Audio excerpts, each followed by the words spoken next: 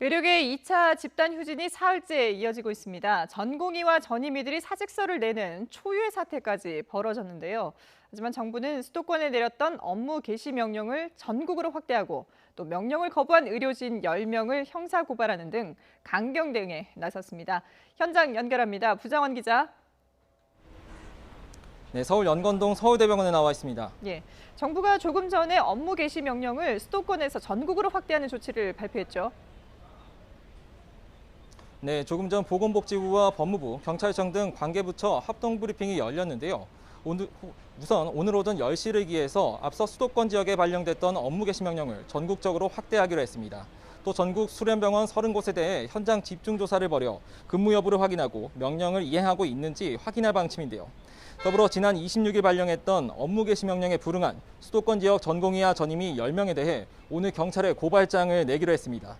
원래 어제 경찰에 고발하기로 했다가 1시간여 만에 전면 보류했었는데 다시 고발을 강행하기로 한 겁니다.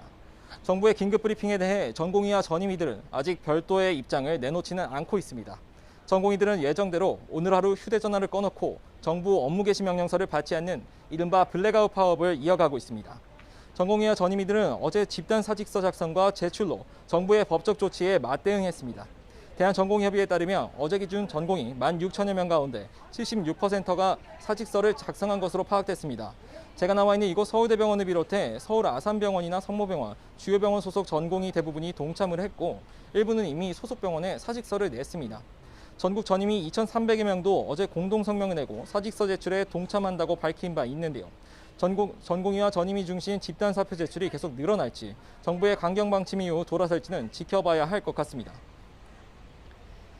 네, 파업이 장기화하면서 의료 현장의 진료 차질이 커질 것으로 보이는데요. 지금 상황은 어떻습니까?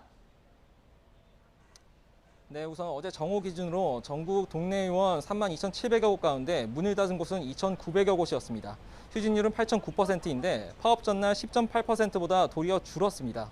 그만큼 1차 의료기관을 이용하는 환자들은 불편이 상대적으로 적었다고 볼 수 있는데요. 다만 병원급 의료기관은 상황이 다릅니다. 주요 병원들은 외래 진료 일정을 바꾸고 수술을 줄이면서 대응해 왔는데요. 서울 성모병원은 수술 건수를 절반으로 줄였고 신규 입원도 30% 가까이 감소했습니다. 서울 아산병원도 기존 수술 건수의 30%가량을 미뤘는데요. 제가 어제 현장을 돌아봤는데 곳곳에서 진료나 수술이 연기된 환자들의 불만이 적지 않았습니다. 외래 진료가 축소되면서 도리어 응급실로 환자들이 몰리는 모습도 볼 수 있었고요. 상급 종합병원들도 인력 공백에 시달리다 보니 급하지 않은 경증 환자에겐 다른 병원에서 진료를 받으라고 권하는 일도 있었습니다. 이렇게 전공의와 전임의들의 빈자리로 업무 공백은 점점 현실화하고 있습니다. 교수들이 총동원돼서 야간 당직에다가 외래 진료, 수술과 입원 환자 관리까지 전부 맡으면서 애를 쓰고 있는데 곧 한계 상황에 처할 거라는 우려가 커지고 있습니다. 지금까지 서울대병원에서 YTN 부장원입니다.